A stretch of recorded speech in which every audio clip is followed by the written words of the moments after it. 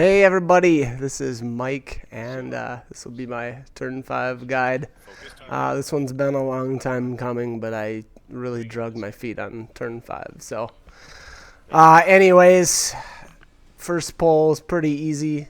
The off tank goes in first, or the tank that's going to be grabbing the Scourge of Mercidia. I think I'm saying that right. And then the main tank actually provokes Twintania off of the off tank. If you try to pull it any other way, it's just kind of messy. And I should say, even that being said, the first pull can be kind of messy anyway. It's just sometimes the Scourges have a mind of their own, and they just kind of go everywhere. So, like I said, it can be a little messy, but whatever.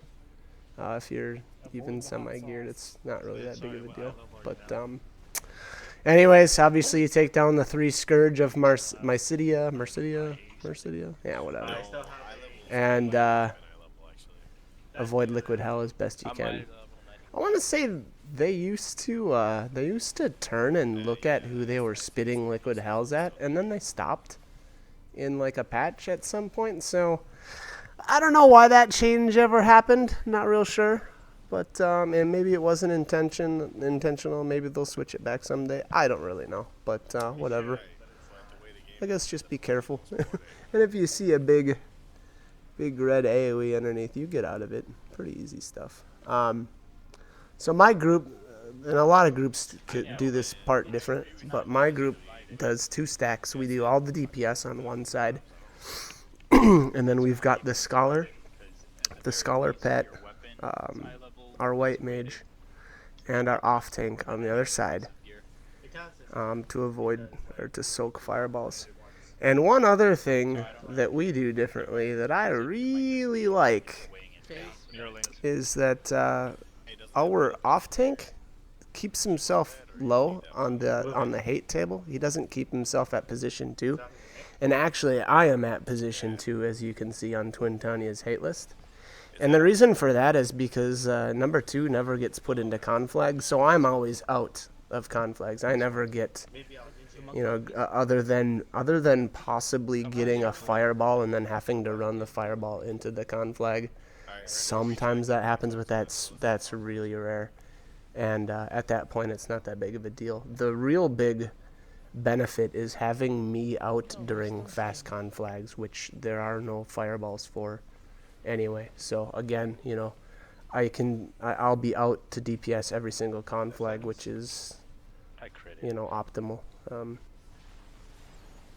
It can really be a problem if I get conflagged or something, and depending on your group setup, it could be handled a little bit differently. But here's our first fast conflag, and I kind of take it easy. I like to try to save a snap punch for as soon as the conflag actually appears, just to get in some decent damage. And I tend to not actually save my cooldowns for those,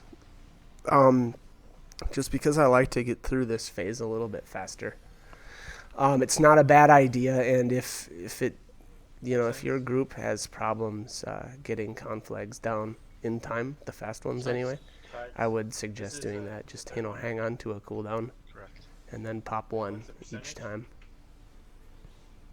So here's another slow conflag. Okay, so you guys will get 4. I don't believe our tank.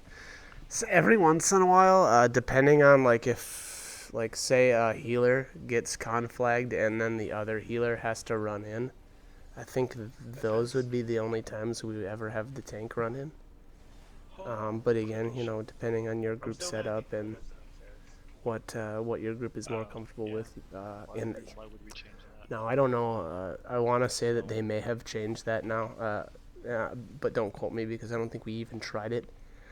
But my impression was they were going to be changing conflags so that when the person that has hate on Twintania goes in, Twintania will go on to the second person on the hate list, so number 2.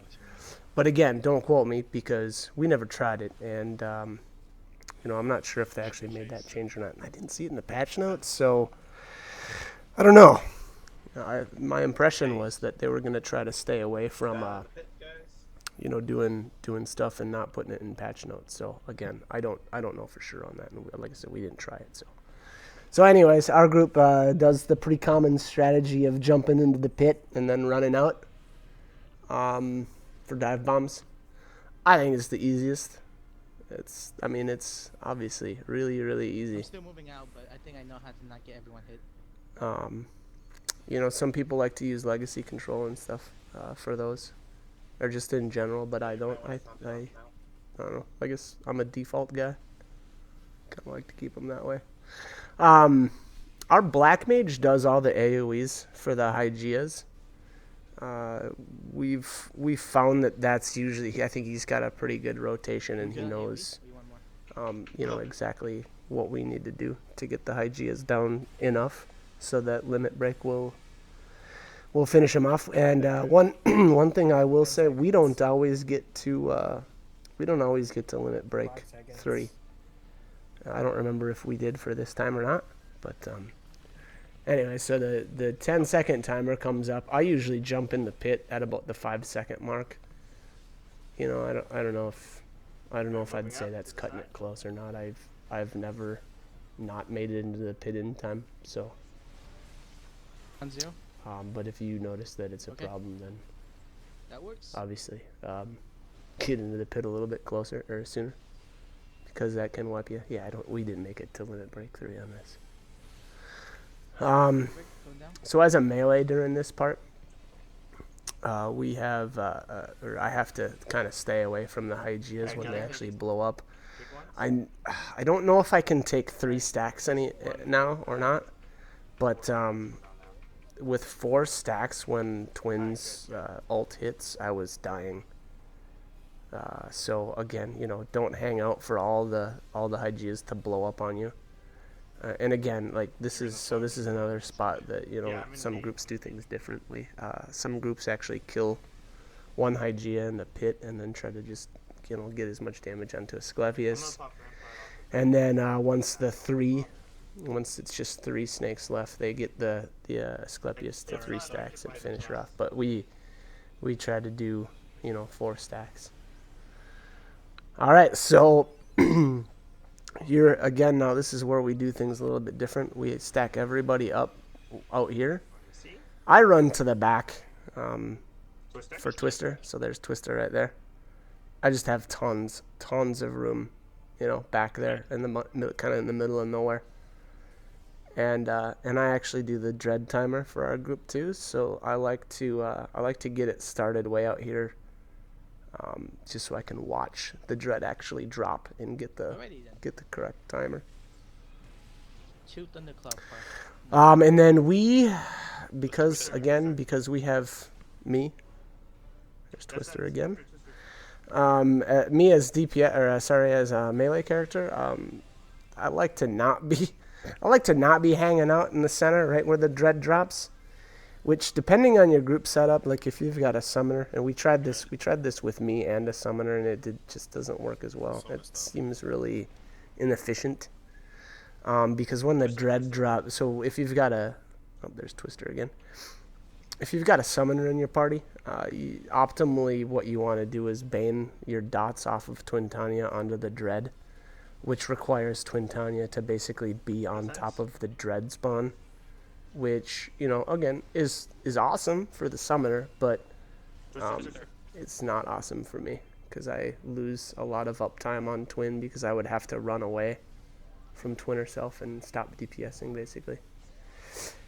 So again, you know, I didn't like that setup. I'm sure it can be done, you know, but especially when you're learning this, it can be kind of detrimental to your group. So I would recommend not setting yourself up that way. Here's Twister again. Oh my god! And it looks like our bard got really, really unlucky there. He got twisted right as his stun was wearing off, so he couldn't move at all. So he just got dunked right away. It was super lame. Yeah, we always get one more. But that's how it goes sometimes. Dread. Cinnamon stun. And then here's Dread spawning, and there's Twister.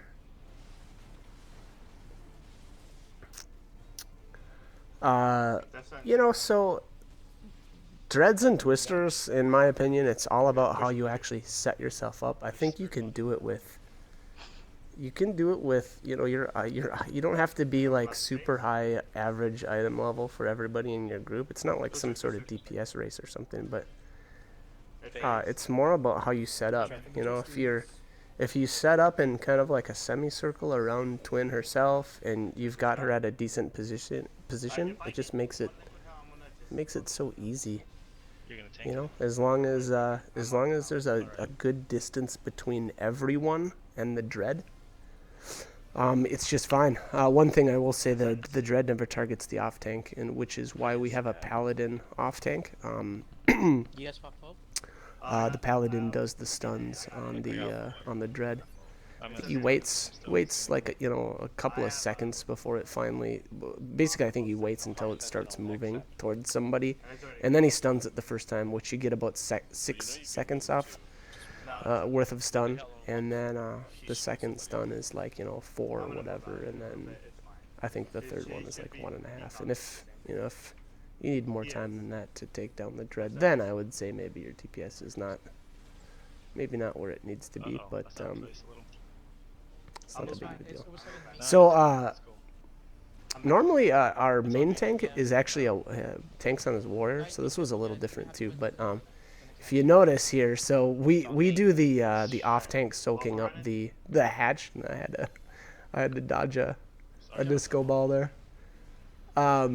We have our off tank soak up the hatch damage on a Neuralink, which is a pretty common strategy. But then he got liquid held, and I don't think he had I'm gonna stand back in the Neuralink. hollowed ground up, so he had to ditch. Is it centered? It's not centered. So we kind of did a kind of a half strategy where he soaked up a couple of them, and then he had to kind of evacuate. And our main tank got ended up getting liquid held too. So it just, I was impressed with that win because probably the worst possible things could have happened, and it still went fine, I guess. Yay! So that looks like that was my 5th victory, which, again, kind of drug my feet on turn 5. I really should have had this done months ago, but Can I open? I don't need anything. I didn't, so whatever. But that's it. That's Twintania. It really, the only thing I'd recommend doing is, getting a lot of practice. It's not something that you're gonna step in here and win in your first or second try. It's, you're looking at probably 4 or 5 hours of practice. But anyways, like, comment, subscribe, whatever you want to do. But thanks for watching, and hope you enjoyed the video. I agree.